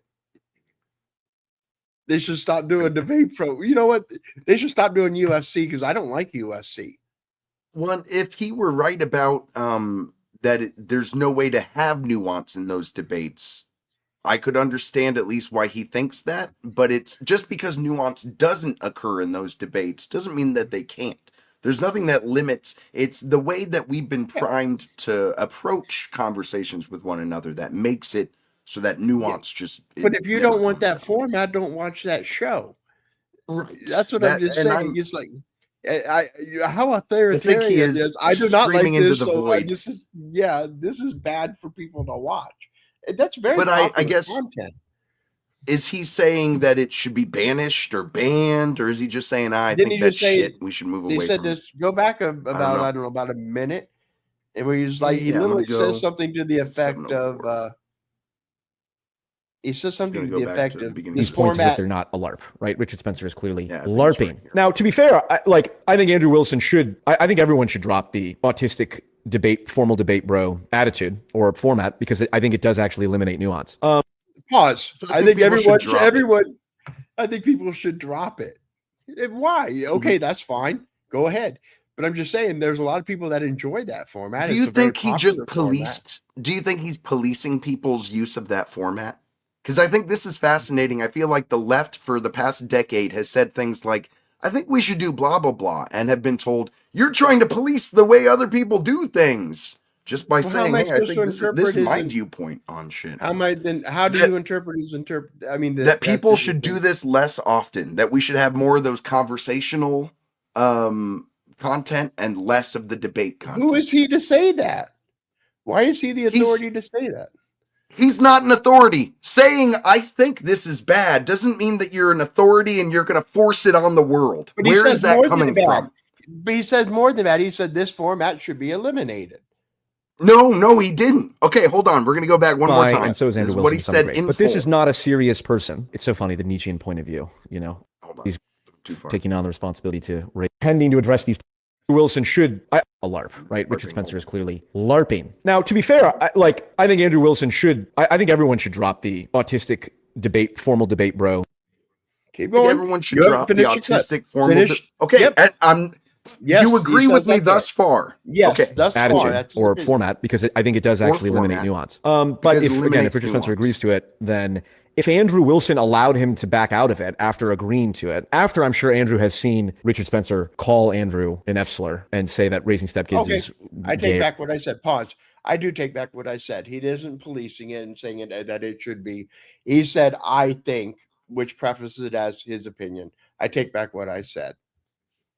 Now, if he had said instead, we should drop this, is he being like someone who's forcing his worldview on people now? Because I No, feel like, no. and just to finish this, for the past decade, a lot of people on the left have communicated just out into the world what they think their worldview should be, and have been told you're authoritarian just for saying that. That I'm policing your thought for having my different thought and voicing it out into the universe. Like it, I don't know how to describe I would agree with that overall. That's why I had to withdraw my statement. Because when I listened to him say, when he prefaced it with, I think, then that's in other words of saying that's a short form of saying my opinion. Yeah, in that's my fair. opinion, this Yeah. should. And that's why I reevaluated my position. That's what I'm saying. When confronted with facts or when confronted with information, I can and will change my thought process. But in a regular conversation, you would have just gone. There's no way to rewind if we were having that discussion. And if I were like Paul making That's that why- point, you would have just Yeah, and said, "But you can't force that onto people." You know, like it. Yeah, and that's why we aren't in if- debate. That's what I'm saying. We are having a conversation where we are exploring and looking for a truth, or at least the truth is with that as best that we can agree upon. So that's what I'm Sounds saying. like you The agree nuance with is Paul. important. It sounds like you agree with Paul then that if we can, we should try to move away from like the debate bro format and have these nuanced conversations. No, I think that both can exist in the same universe as they do currently. Because I don't enjoy think he's watching. saying- I enjoy watching. Did he say we should only do one? Did he say only one of these should exist in this universe? When you say we should move away, that means no more of that. Because you were just saying this is a very popular format. Maybe he's just saying, why is this so popular? Why do we not have more nuanced conversations be popular? But that isn't that. Nothing about that means that we can't have debate content. It just means, man, I feel like we should move away from this. Putting the Jubilee surrounded clips and making them as viral as possible doesn't help nuance in our but the people want it. They love it. So I mean, sure, you can have that opinion. We should do this. I believe we should not have porn. How is it available to if you wanted to change people's minds, how do you expect to do it other than to put out into the universe this counter thought that you think if more people And I heard, disagree with them. And I that's what feel I'm like saying. at a certain point, just to finish this, at a certain point, the right starts to, if the left says, hey, I want to challenge this tradition and say, in addition to tradition, there's tradition parallel path. And then people on the right take that to mean there's a war on tradition. You don't want tradition to exist anymore. And it feels like just taking something way further to be able to straw man it or something. And I don't think it's consciously done though. Like that's where I'm getting hung I would up on, disagree like, with his how to opinion. Yeah, I don't believe we should take. Mhm. We should limit, or if that's what people it will. Did he say we need to limit this? That in his opinion, he said that in his opinion, we should get away from it. We should get away Okay. from this format. That means I less just think of it's it. interesting that this is either the second or third time that you phrased what he is espousing without literally saying, I think we should move away, like the literal phrasing. Like it It's his seems like in opinion. all of those. It's his opinion Right, that we right. should do that. I disagree with him. That's what I said. Mhm. I disagree with his opinion. Right. I believe it's Yeah, all yeah, open. and that's. If you don't want to watch that stuff, don't watch. But it seemed like for a moment there you were disagreeing with his opinion, that he was providing his opinion because it was silencing other people's opinions or telling And I them took not to that have back, didn't theirs. I? I said once I understood he Only phrased it as because his we could opinion. rewind the tape, man. You know what I mean? Like I just think it's worth noting that in our regular conversations with people, sometimes we pull their opinion further than it actually was. I just think that's worthy of taking note on. Or whatever. Then Okay. But did you have anything else on this? Because then it really gets into like Richard Spencer clowning Yeah, on him go for ahead and raising play. another kid. Andrew would literally be a little bitch if he allowed Richard Spencer to go back on his word and just kind of dominate the situation. And so this is a joke, and I think it is reflective of the Nietzschean pagan sort of pathetic, will to power, but we're going to be creepy people that hide behind anonymous accounts often and are really just terminally online and think Christianity is a slave morality. It's just like Christ will forgive you, but not before the new Teutonic order comes through and cleanses the pagan filth ideologically from the internet. Richard is smart and nuanced when it comes to political analysis, but his worldview is so corny and such a LARP. I agree. I've seen Richard say intelligent things. I mean, Richard is capable of intelligent things. Again, people gotta stop taking things so seriously. Don't get mad at Richard Spencer for playing that character. It's like, dude, are you going to get mad at Donald Trump for playing? Well, you can get mad at Donald Trump for his actions, but like people get mad at like Nick Fuentes because he plays a character. People get mad at Hassan Piker. It's like all you do is feed into these people by getting mad at the LARP persona. Ultimately, yeah, same with Andrew too. Ultimately, every talking head is a troll. Right. This is a really good point that I think he's only half hitting on. To your point, that it's all a LARP, we need to realize that we're just putting way too much weight behind talking heads instead of any journal. Like, nobody cares about journalism at all. We only care about commentary. They did it to themselves. They destroyed themselves. They Oh, lied about absolutely. everything. They lied about too much to have any trust in them. If you trust the media, here's the other thing though is the people didn't want the facts. The people want entertainment. So again, it's one of those, if that's what the people want, just keep feeding it to them, right? Like at a certain point, you need to analyze, is that the point of journalism, to be as entertaining as possible? Because we've replaced, I no longer think that I am up to date on the news. I am up to date on cultural drama and things that I don't actually have like any kind of impact over, because it's just talking heads battling talking heads. And yeah, see, I still consume information, so I would say I'm pretty up to date on the news. Like, so I mean, it's what you pull from them. You have to understand the filters and where the filters are coming from. That's important. And yes, they are all the self-centered, looking to grow an audience, looking to feed into their narcissism, looking to grow their bank account. But I just take that filter in, just like I know that corpo news, your CNNs and Foxes, they have their filter. They have their agenda. Your newsprint, your Washington Post, your Wall Street journals, they're all talking for certain segments with their agendas. That's just, you just have to be clever about pulling the information out. The best way to do it is try to see, the best way to get to the facts is to look what matches amongst all of them. That's your best way to pull the fact out of all the noise, in my opinion. But yeah, that's a completely fair take on it. Go ahead. And as far as Richard Spencer, like I said, I have no idea how big his following is, or who his following is, or anything about what he's doing. Yeah, I know nothing about him other than he gets clowned on every time he pops up on CNN. That's literally the extent of my knowledge of Richard Spencer.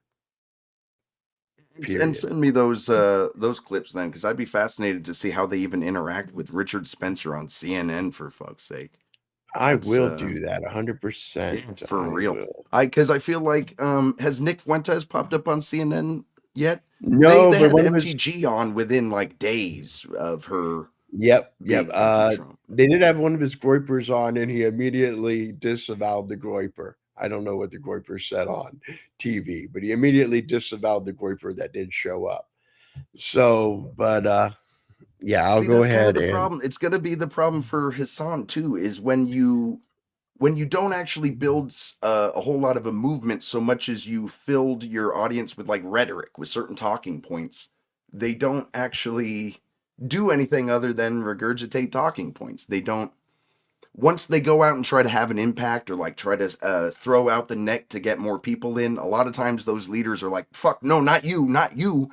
I have to be the leader of all this shit. It's like, well, then, yeah, you're just a media personality. You're not, this isn't politics anymore, then. I don't know.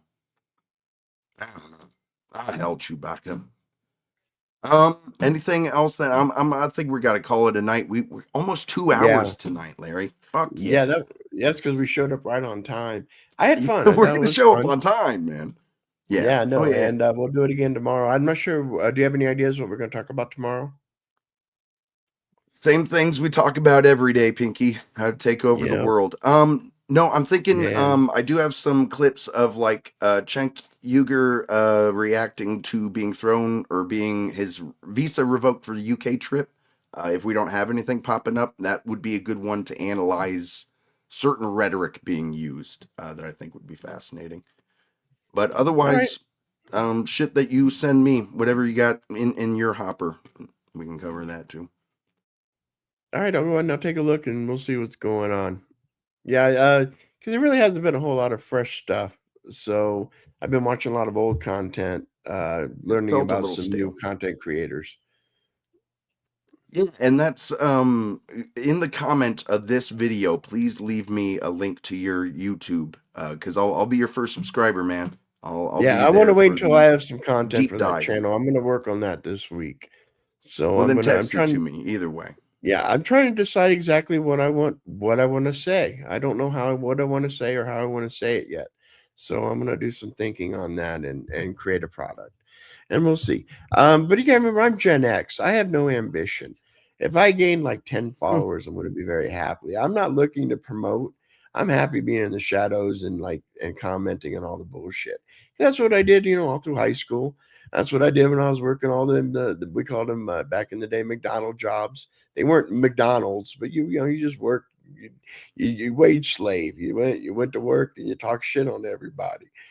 I'm very comfortable. I like that role. I was very happy to play that role my entire life, and I wish to continue it.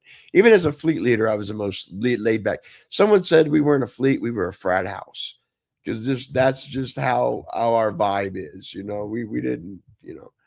I'm not one to tell people to think a certain way. I like talking, so I'm gonna figure out what I want to say. Cool.